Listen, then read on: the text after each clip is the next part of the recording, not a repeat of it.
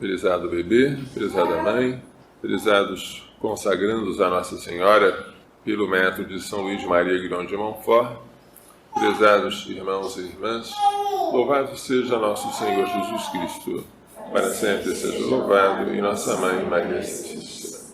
Hoje, solenidade da nossa padroeira, Nossa Senhora Aparecida, ou melhor dizendo, Nossa Senhora da Conceição Aparecida. A primeira leitura é um trecho do livro de Esther. Esther havia sido elevada à condição de rainha depois que o rei Assuero havia repudiado a rainha Vasti. Embora Esther fosse judia, ela foi elevada à realeza. Havia um primeiro-ministro do rei chamado Amã, que havia obtido a permissão para exterminar todo o povo judeu sob a dominação persa, e a data já estava marcada. O tio de Esther, chamado Mardoqueu, veio dizer a ela: não penses que por estares na condição de rainha, tu serás a única a escapar quando o massacre vier. E quem sabe não foi pensando numa situação como esta que Deus elevou-te à realeza.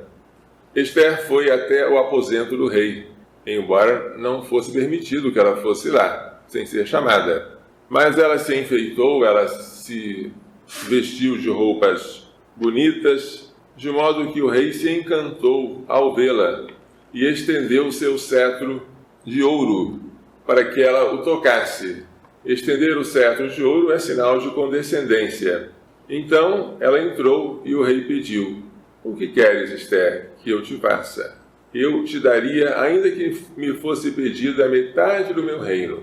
Num primeiro momento, Esther diz: vamos fazer um banquete. E naquele banquete, ela convida também Amã junto com o rei. Lá no banquete, o rei fala de novo para ela: o que queres, rainha Esther, que eu te faça? Aí ela responde: se ganhei as tuas boas graças, ó rei, e se for do teu agrado, concede-me a vida, eis o meu pedido, e a vida do meu povo, eis o meu desejo. Aí ela vai explicar ao rei que ela, por ser judia, e todo o povo judeu estão ameaçados de morte. E essa intercessão de Esther por seu povo serviu de salvação para aquele povo. Assim, Esther é figura de Nossa Senhora. Elevada à realeza, ela intercede por nós, porque é uma de nós.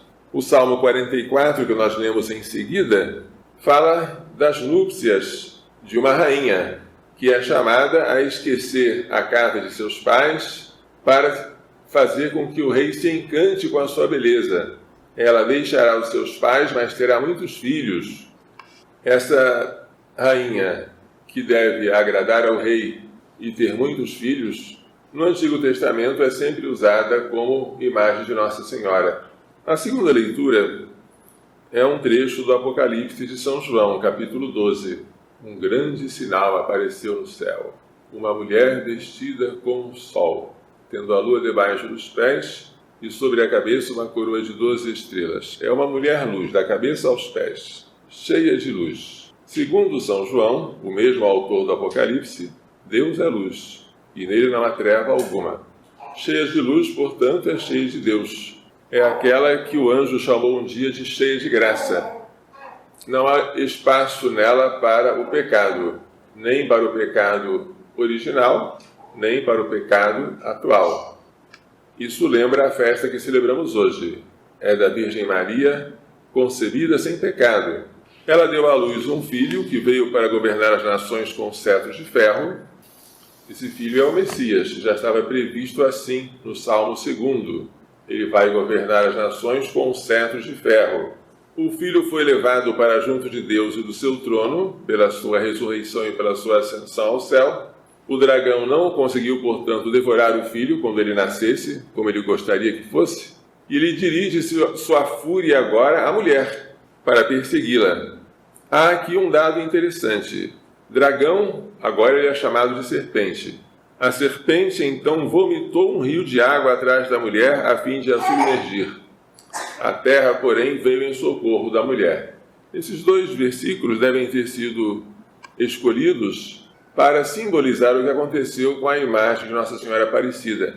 Ela foi mergulhada no rio Paraíba, mas depois ela foi encontrada pelos pescadores, que em 1717 capturaram a cabecinha e o corpo da imagem e passaram a orar à Virgem por meio da imagem, colocada num pequeno altar da casa de um deles. Começou a haver milagres, o número de devotos foi aumentando, foi necessário construir uma capela, depois uma basílica, depois a basílica atual que nós temos no município de Aparecida do Norte.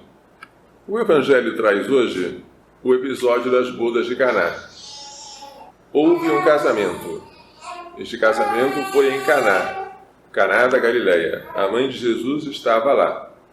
Jesus e seus discípulos também tinham sido convidados. É um casamento e Jesus veio com a sua presença e a presença da sua mãe abençoar o casamento.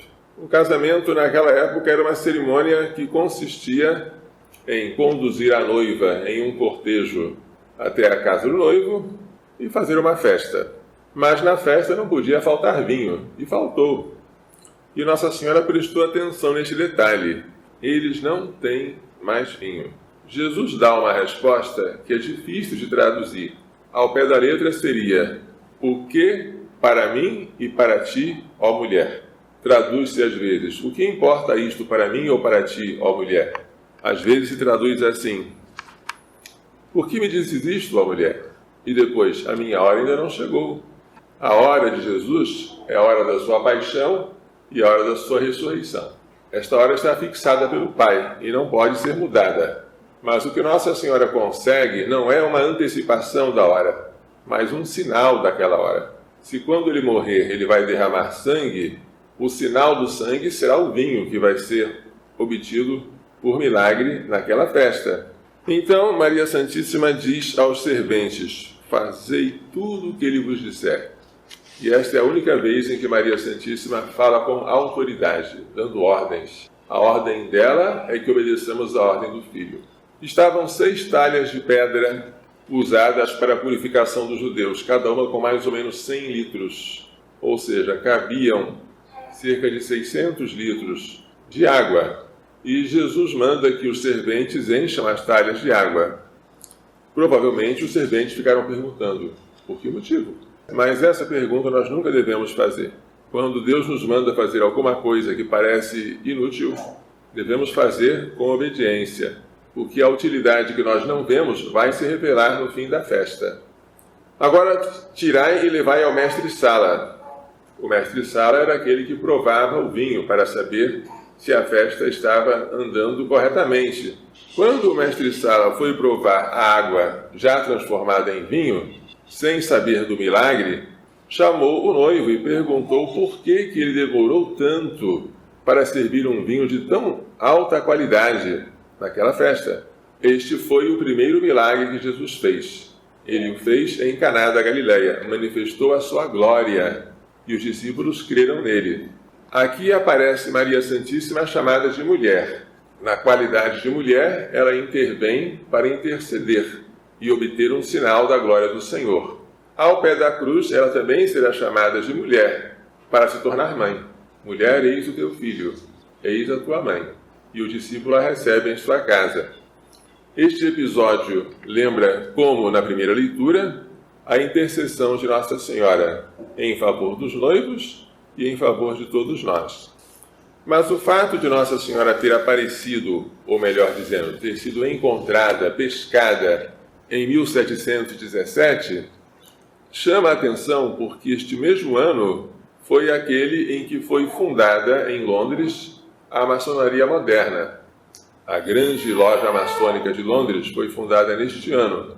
Foi, sem dúvida, uma investida do maligno, porque como sociedade secreta, com ritos que imitam a Igreja Católica, com segredos que nenhum maçom tem permissão para revelar, essa sociedade perseguiu muito a Igreja Católica, inclusive no Brasil. Por influência da maçonaria, o bispo Dom Vital de Olinda foi condenado à prisão e trabalhos forçados. Mas, ao mesmo tempo que o inimigo atacava em Londres, Inglaterra, Nossa Senhora contra-atacava no Brasil, no Rio Paraíba, onde ela apareceu. Chama a atenção também a singeleza dela. As aparições de Nossa Senhora, por exemplo, em Fátima ou em Lourdes, são fulgurantes. As pessoas que a veem ficam fascinadas. Era uma senhora mais brilhante que o sol. Nós brasileiros temos, ao contrário, uma imagem pequena, feita de terracota, pouco mais de 30 centímetros, e que foi encontrada quebrada, a cabeça separada do corpo. Pode ser bonita essa imagem, mas não é uma obra de arte de primeira grandeza. O que destaca nela é a singeleza, a simplicidade. Talvez seja esta a mensagem de Nossa Senhora para nós brasileiros. Seja simples, acomodai-vos com as coisas humildes. Aqui na terra, que é o vosso exílio, não queirais fincar raízes, mas tende os corações voltados para o alto. Uma outra mensagem deste encontro de Nossa Senhora no Rio Paraíba refere-se à própria imagem, porque era uma imagem de Nossa Senhora da Conceição. E naquele tempo, o dogma da Imaculada Conceição ainda não havia sido definido. Ele seria definido pelo Papa Pio IX em 1854. Era uma doutrina comumente aceita, mas não era dogma. E Nossa Senhora, com esse título, é que aparece a nós brasileiros, para que nós veneremos a Imaculada Conceição dela e para que também nós sejamos imaculados, sejamos puros. É um estímulo para a nossa pureza. Além disso, ela aparece com as mãos postas em oração, como que a dizer, devemos orar. Imitai a vossa mãe que está em oração. Esta imagenzinha já foi objeto de ataques de fanáticos que a quebraram, mas também ela já foi coroada solenemente. A princesa Isabel ofereceu a ela uma coroa de ouro. Já foi proclamada padroeira do Brasil. O Papa São João Paulo II veio em 1980, na sua primeira viagem ao Brasil, consagrar a Basílica Nova. Embora ela não tenha nada a dizer, porque a aparição dela foi silenciosa, é um silêncio eloquente, é um silêncio que fala. Neste tempo em que o aborto ameaça entrar no Brasil, é mais do que oportuna a invocação da nossa padroeira, a fim de que ela, que ajudou o nosso Senhor a esmagar a cabeça da serpente, destrua a influência do inimigo sobre nós, de modo que o trono por ela ocupado não seja cedido ao maligno. Vamos pedir a Maria Santíssima, ao seu castíssimo esposo São José, que nos faça entender e pôr em prática as lições desta liturgia. Louvado seja nosso Senhor Jesus Cristo. Para sempre seja louvado, e nossa Mãe Maria Santíssima.